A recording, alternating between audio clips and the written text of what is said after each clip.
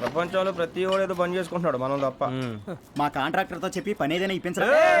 ఎలాంటి పనులు మేము చేయం. డిగ్రీలు బిఏ. నేను ఎంఏ.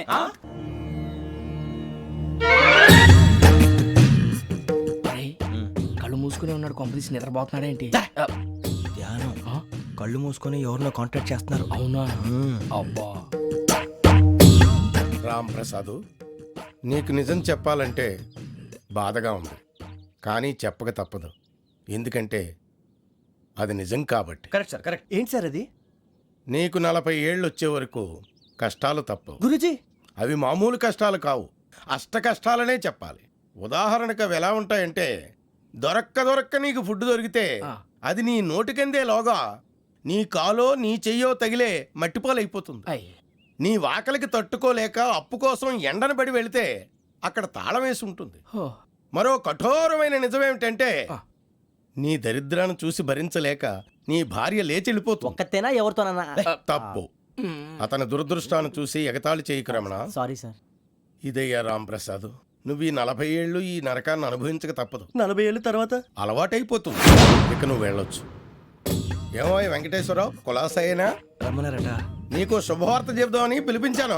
ఏంటి గురూజీ? నీకు శుక్రమహాదశ ప్రారంభం అవబోతుంది. అంటే సరిగా సెట్ అయిపోయినట్టేనా? ఆల్మోస్ట్ అయిపోయినట్టే. మీరంతా టోపీలు పెట్టుకునే ఉద్యోగాలు కూడా చేసుకుంటారు. ఇప్పటిదాకా మేమందరికీ టోపీలు పెట్టాం కానీ మాకు మేమే టోపీలు పెట్టుకుంటాం ఎప్పుడు అనుకోలేదు గురూజీ. అదే విధి. మరి ఇప్పుడు బిల్ల బంటోతు నుంచి బీట్ కానిస్టేబుల్ వరకు అందరికి నెత్తిమి టోపీలు ఉంటాయి. అందులో ఏ ఉద్యోగం? ఎస్ఐ గారు కూడా టోపీ పెట్టుకుంటారు తెలదా? ఏది మన చదివే చదువులకు ఎస్ఐ ఉద్యోగాలు ఇస్తారేంటి? గ్రహాలు శాసిస్తున్నప్పుడు చదువులతో పని లేదు. ఏబిసిడీలు చదివినా చాలు మీ జీవితాలు విచిత్రమైన మలుపులు తిరుగుతాయి. మీకు విపరీతమైన ఫాలోయింగ్ వచ్చేస్తుంది. మీరు చాలా ఫేమస్ అయిపోతారు. వింటానికి చాలా బాగుంది. ఇప్పుడు మమ్మల్ని ఏం చేయమంటారు గురూజీ? ఏమీ చెయ్యదు, వెయిట్ చేయండి. కాలం కలిసి వస్తే అదృష్టమే మిమ్మల్ని గేలం వేసి పట్టుకుంటుంది. అంతవరకు వెయిట్ చేయండి. వెయిట్ చేసి కొంచెం వెయిట్ కూడా పెరిగింది. అయినా పర్వాలేదు, వెయిట్ చేస్తాం. అందాక ఏ అప్పు సపోర్ట్ చేసుకుని తాగుతాం, బ్రతుకుతాం అన్నట్టు. అప్పు అంటే గుర్తొచ్చింది, అప్పు మీద మీ అభిప్రాయం ఏంటి గురూజీ? ఏంటరా ఇంత నుంచి మీకు ఎదుగుతున్నాను రా. ఇక్కడేం చేస్తున్నారు? మన టైం బాగుందిరా. ఎవడన్నా అప్పిస్తున్నాడా ఏంటి? కాదురా, ఉద్యోగాలు ఇస్తారమ్మన్నాడు గురూజీ. చూసారా, చౌదరి గారు చెప్పింది నిజమే. మరి శుక్రమహాదేశ్ మొదలైంది. ఇంతకీ ఎవరా మహానుభావుడు? నమస్కారం. అయినా నేను చెప్పింది. ఆహా, సాక్షాత్ ఎంప్లాయ్మెంట్ ఎక్స్చేంజ్ నడుచుకుంటూ వస్తున్నట్టు ఉంది. పదండి పట్టేద్దాం. నమస్కారం సార్. నమస్తే. వీలే సార్ మా ఫ్రెండ్స్. నమస్తే. నేను చెప్పానుగా, భగవాన్ గారు. ఆహా, పేర్లోనే దేవుడు ఉన్నాడు. లోపల కూడా పాజిటివ్ థింకింగ్ ఎక్కువ. ఇంతకీ మీరు ఇండియానా చైనీసా? India sir. మా ఫేస్ చూస్తారు అనిపించలేదు మీకు? భలే కామెడీ ఫీల్ అలా ఉన్నాడు. అవును సార్. నేను అడిగేది ఇండియన్ రెస్టారెంటా చైనీస్ రెస్టారెంటా అని. నేనేది ఓపెన్ గా డిస్కస్ చేయను కదా. పేరు చూసుకుల్లో డిస్కషన్ పెడతాడు అనుకుంటే వీటేంట్రా హోటల్ అంటున్నాడు. బాబు ఎట్ ఫీల్ అవుతున్నాడు. అంతా మీ ఇష్టం ఉంటున్నాడు సార్. ఫస్ట్ చైనీస్ రెస్టారెంట్ కి వెళ్దాం. నెక్స్ట్ అక్కడ డిసైడ్ చేద్దాం. చాలా ఇబ్బంది పడుతున్నట్టున్నారు. నువ్వు చేత్తో తినే బాబు. నేను జనరల్ గా చైనీసే ప్రిఫర్ చేస్తాను. ఫ్యాట్ కంటెంట్ తక్కువ ఉంటది కదా. రేపు నుంచి మేము కూడా ఇదే ఫాలో అవుతాం. ఇంతకీ మీకు స్టీల్ ప్లాంటా, షిప్ యార్డా, ఏషియాడా, జింక, బంకా? బంకా, హెచ్పిసిఎల్. ఇవన్నీ దేనికి సార్? దేనికేంటి? ఉద్యోగం చేయడానికి. మీకు ఎందులో కావాలో చెప్పండి. నేను అమలపోతున్నారా? ఏంటయ్యా డిస్కషన్స్? మాకు నీ ఛాయిస్లు ఉంటాయి అనుకోలేదు. మీరు సడన్ గా జింకు బంకు అంటే సింక్ అవడానికి కొంచెం టైం పట్టింది. అదే అదే జేసీ గారు టోపీలు పెట్టుకుని ఉద్యోగం అన్నారుగా. వీటిలో టోపులు పెట్టుకునే జాబ్లు ఎక్కడ ఉన్నాయండి? అన్నిటిలోనే ఉంటాయి, వాటిలో కూడా ఉంటాయి. వాచ్మెన్ ఉద్యోగం కావాలా? ఇంతకీ మీరు అనే జాబ్ ఏంటి సార్? నేను చెప్పేది టోపులు పెట్టుకునే ఉద్యోగం కాదు, టైల్ కట్టుకునే ఉద్యోగం. అది టైల్ కట్టుకోవటం మాకు రాదు.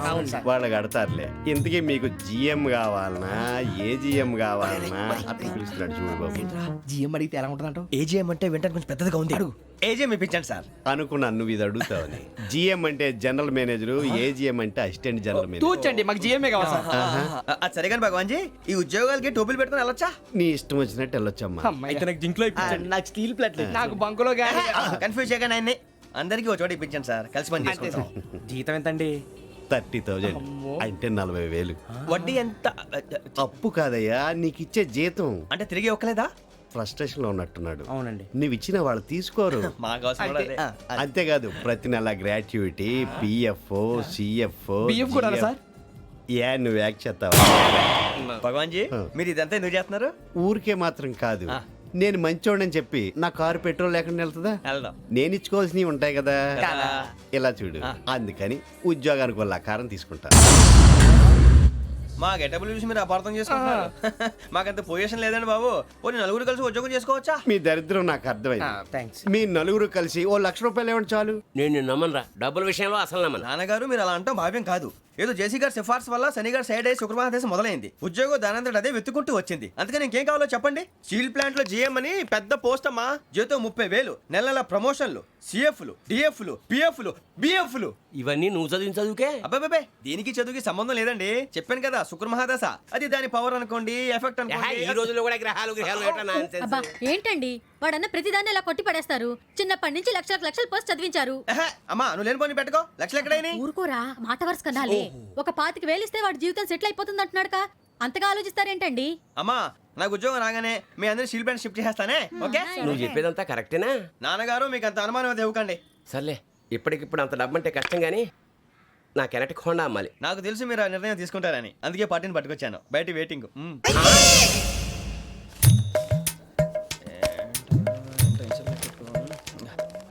ఇవ్వండి. భగవాన్ జీ మీతో నాకు కుదరదండి, మీరు తేడా మనుషుల్లా ఉన్నారు. చూడటానికి అలా కనపడతాం కానీ తేడా మనుషులు కాదండి.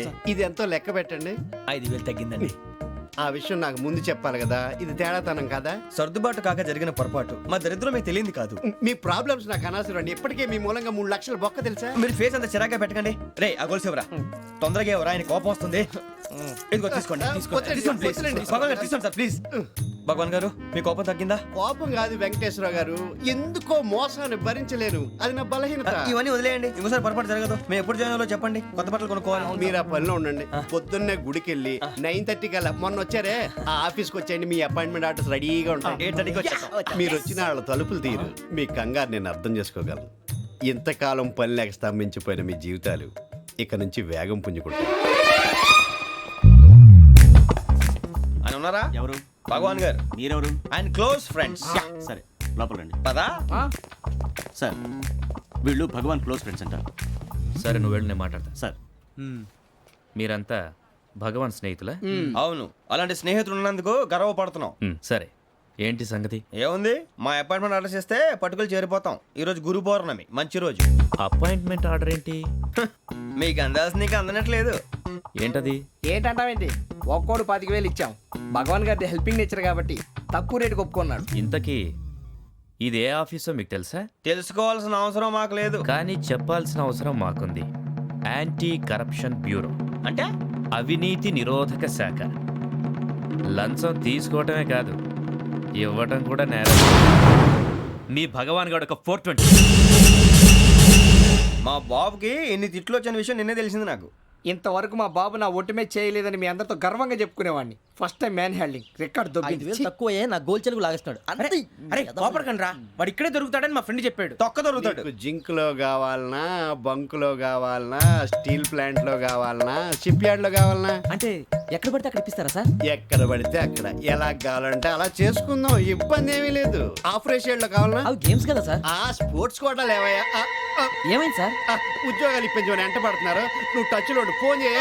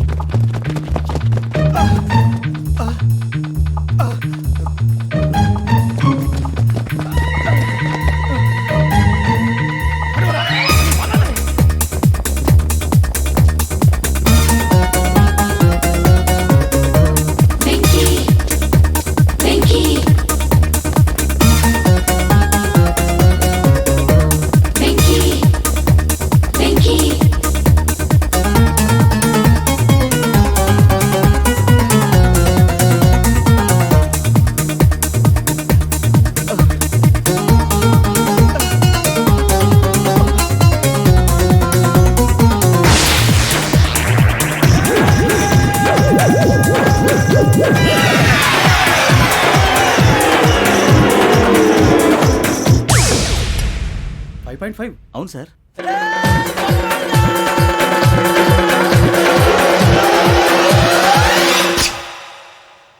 గ్రేట్.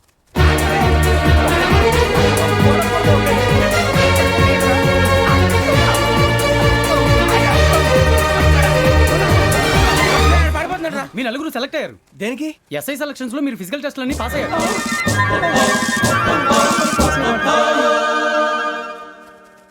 కానీ మేము అప్లై చేయలేదు సార్. అప్లై చేయలేదా? చేయి వదలకండి సార్, కాలు పట్టుకోవాల్సి వస్తుంది. రాగరాకు వచ్చిన అవకాశం. సరే, మీరంతా డిగ్రీలు పాస్ అయ్యారా? ఎప్పుడో. ఓకే, ఇప్పుడు అప్లై చేయండి. Thank you sir. నేను మేనేజ్ చేస్తాను. Thank you sir. మీరు రిటర్న్ టెస్ట్ ప్రిపేర్ అలాగే సార్. All the best.